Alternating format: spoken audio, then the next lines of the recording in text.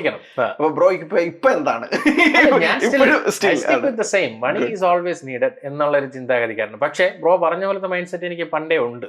Really speaking ഞാൻ ബ്രോയ്ക്ക് അറിയാം ഒട്ടും മെറ്റീരിയലിസ്റ്റിക് അല്ല.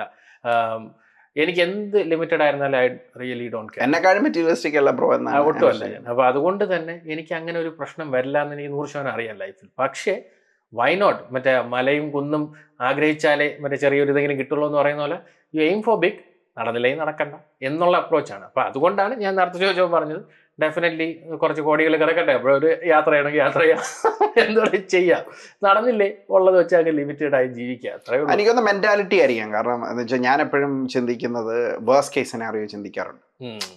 ഇങ്ങനെയാണെങ്കിൽ അപ്പൊ അങ്ങനെ ചിന്തിച്ചു കഴിഞ്ഞാൽ പിന്നെ വലിയ സംഭവം വേറൊന്നും വന്നില്ലെങ്കിലും നമ്മളൊരു വലിയ പടുകുഴിയിലേക്ക് പോകില്ല എന്നുള്ള പഠനമായിരിക്കാം. പക്ഷെ നല്ലതാണോ ചീത്താണോ എന്ന് എനിക്കറിയില്ല.